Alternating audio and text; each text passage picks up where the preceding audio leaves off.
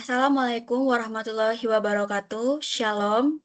Kami dari kelompok 9 dan kami akan membahas soal UTS Sistem Kontrol Adaptif. Sebelum membahas soal sistem kontrol adaptif, kami akan melakukan perkenalan terlebih dahulu.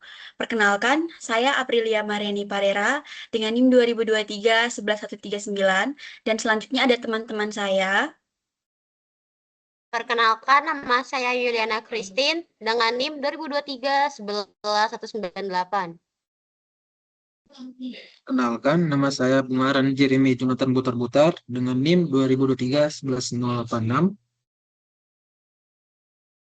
Perkenalkan, nama saya Johnny Sipuragurning dengan NIM 2003-11269. Perkenalkan, nama saya Gali Dayuno dengan NIM 2023-11333. Selanjutnya kita akan masuk ke pembahasan soal. Saya serahkan kepada teman yang akan membahas. Baik, kita masuk ke soal nomor 1.1. Apa itu sistem kontrol adaptif? Adaptive control merupakan mekanisme pengaturan cerdas dengan penyesuaian parameter yang dapat mengatur sistem. Dengan memperbaiki nilai-nilai parameter sistem secara online, diharapkan kinerja sistem makin baik karena adanya penyesuaian parameter kendali. Controller adaptif adalah controller pintar dengan adjustable parameter dan mekanisme untuk mengatur parameter atau dalam pengertian umum, berarti mengubah tingkah laku atau karakteristik untuk menyesuaikan diri terhadap keadaan yang baru atau tak diketahui. Sistem kontrol adaptif terdiri atas dua loop tertutup. Loop pertama adalah normal feedback control terhadap plan dan controller. Dan loop yang kedua adalah loop dengan parameter adjustment loop. Next.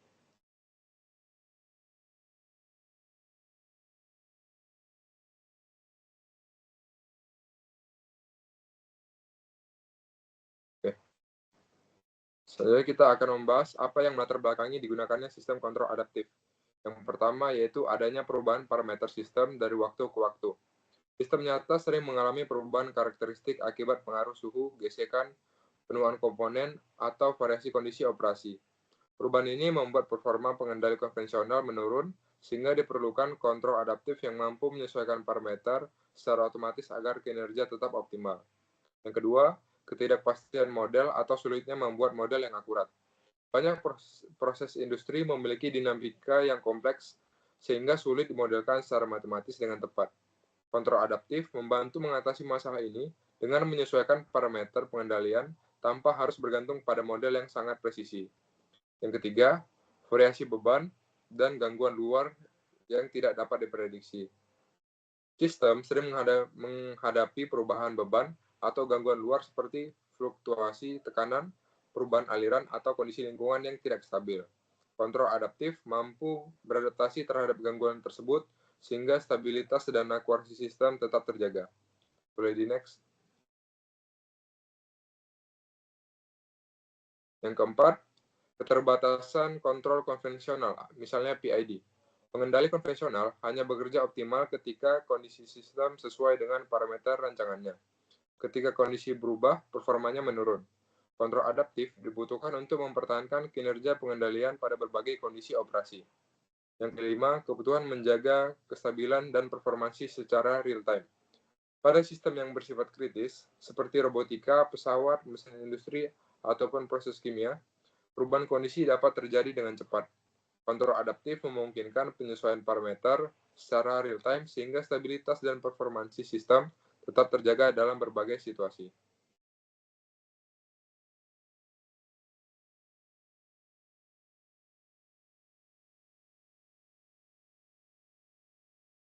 Selanjutnya, nomor 1.2, apa bedanya sistem kontrol adaptif dengan konvensional feedback control? Lalu jelaskan dengan diagram blok dan buat minimal 5 perbedaan dalam tabel. Jadi, sistem kontrol adaptif itu merupakan sistem pengendalian yang dirancang agar mampu menyesuaikan parameter kerjanya secara otomatis ketika terjadi perubahan pada kondisi atau karakteristik sistem yang dikendalikan. Sistem ini itu bekerja dengan cara memantau respon keluaran sistem secara terus-menerus, kemudian mengidentifikasi perubahan yang terjadi, dan menyesuaikan parameter kontrolnya agar kinerja tetap optimal. Apabila menggunakan metode PID biasa, ketika plan terjadi perubahan kondisi atau beban, maka keluarannya itu akan mengalami perubahan atau hasil keluarannya tidak sesuai dengan yang kita inginkan. Next.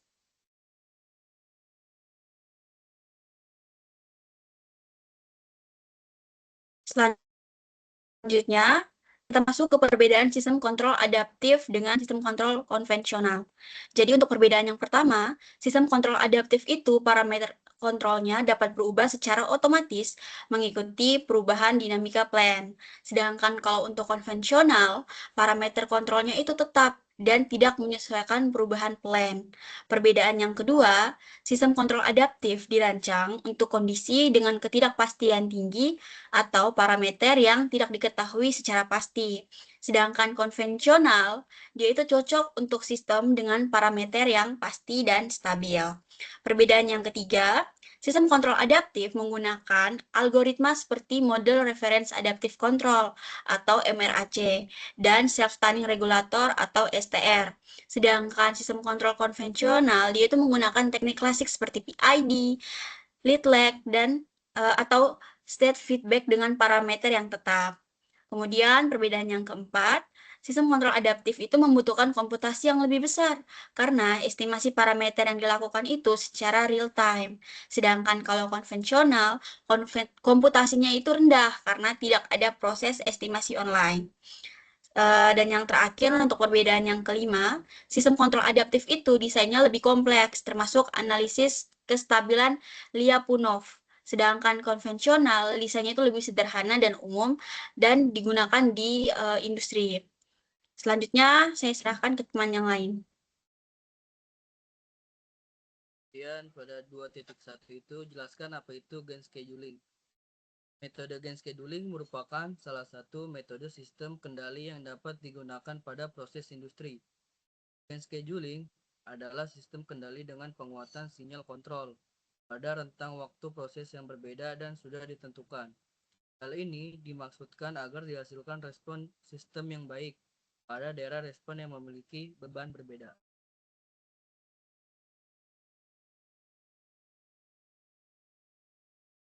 Oke, soal selanjutnya. Kita disuruh buat kasus penerapannya di dunia industri. Dan juga jabarkan solusi sistem kontrol adaptif berbasis gain scheduling tersebut. Jadi kasus yang kami ambil itu adalah kasus mengenai pengaturan proses level yang bersifat non-linear. Dalam berbagai kondisi industri, terutama pada sistem pengolahan cairan seperti tangki penyimpanan, kolom distilasi, separator, dan unit pengisian fluida, pengendalian level merupakan proses penting yang harus dijaga agar tetap linear dan juga stabil. Namun pada plan nyata, perubahan set point, perubahan beban, serta karakteristik pompa dan aliran sering membuat proses level ini menjadi non-linear, sehingga keluarannya tidak lagi sesuai dengan yang kita inginkan atau set point-nya itu tidak sama outputannya.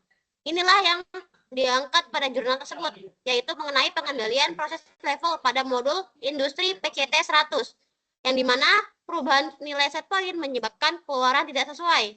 Lalu yang kedua, proses level bersifat non-linear. Dan yang ketiga, perubahan beban menyebabkan respon sistem berubah-ubah dan tidak akurat.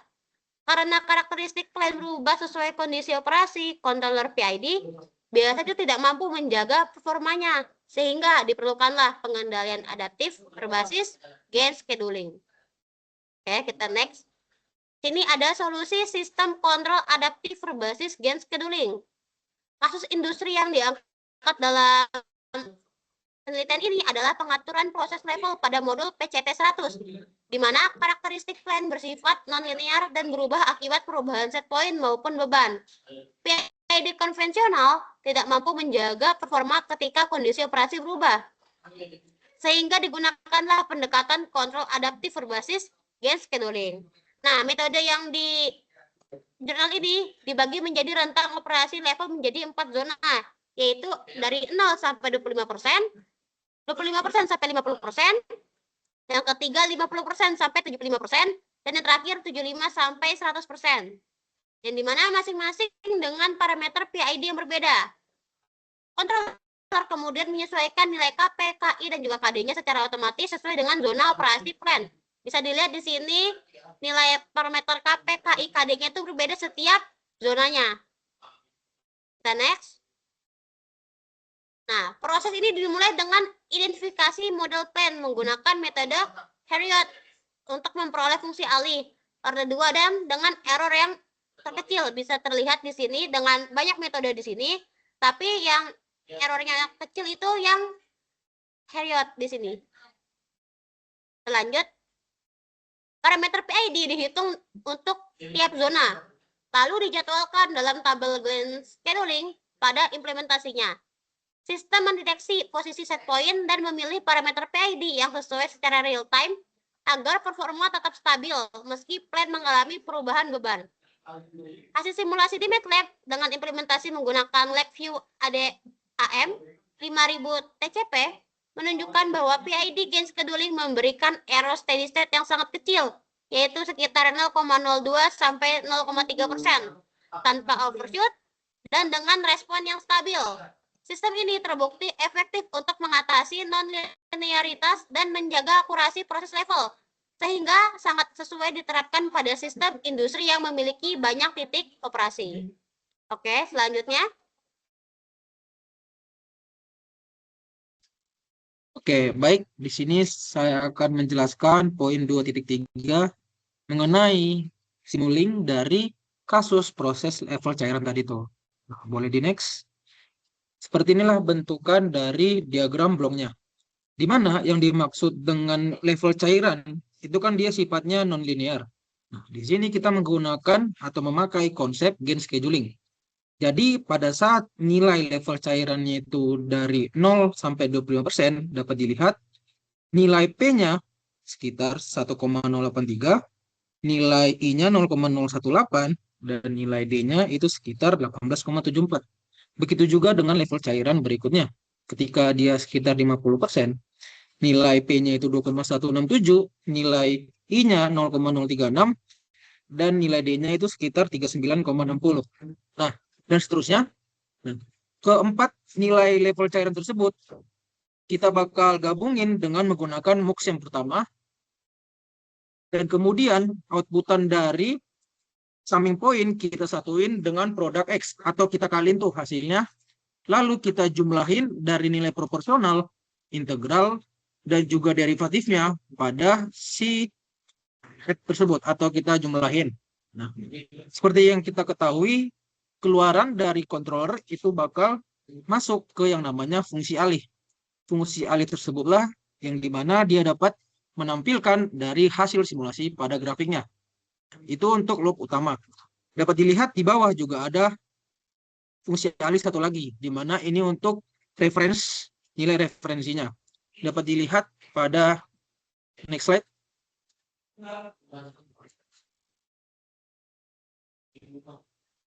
Oke. Mungkin boleh di next saja sampai grafik.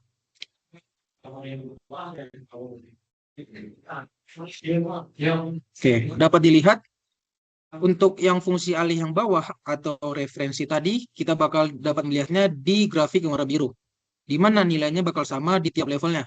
Yang dapat kita telaah itu yang sinyal yang warna kuning, di mana ini merupakan outputan dari PID yang telah kita rancang tadi. Ketika levelnya 25%, maka dapat dilihat sinyal hasil implementasi dari sinyal PID tersebut atau kontrol PID tersebut pada saat levelnya 25%, dapat dilihat dia untuk restime itu masih lambat dan juga masih terdapat error steady state di sini. Nah, boleh di next. Nah, di sini untuk nilai restime-nya itu sudah semakin cepat. Dan dapat dilihat untuk si sinyal kuningnya sudah hampir mendekati stabil. Jadi, Gantt scheduling ini bisa dibilang terbuktilah bahwa kan level cairannya itu semakin meningkat. Nilai PID yang kita berikan juga harus sesuai dengan jadwal dari si level cairan tersebut. Nah, dilihat di sini untuk 75%. 75% dia sudah hampir mendekati kriteria untuk sinyal yang bagus, di mana dia rise time-nya cepat, tidak memiliki overshoot, dan dia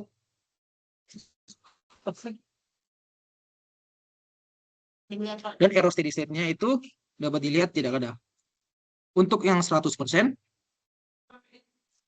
rise time-nya semakin cepat, error steady state-nya tidak ada, dan overshoot-nya juga berkurang. Atau justru malah di sini tidak terdapat error steady state.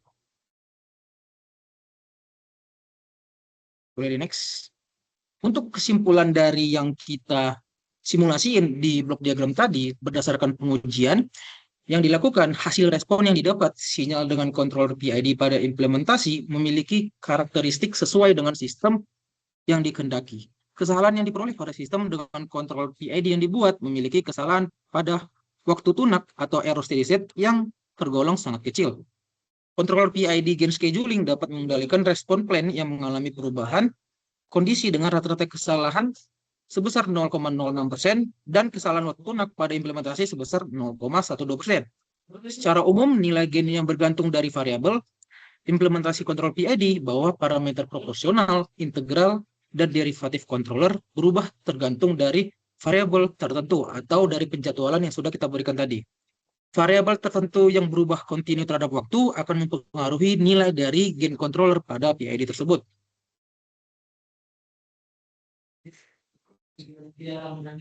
Oke.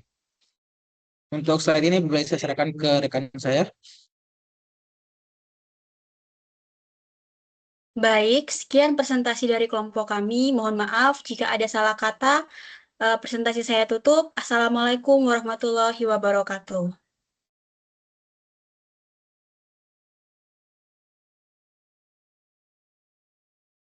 Ini dapat dilihat referensi yang kami ambil untuk pengerjaan soal UTS ini.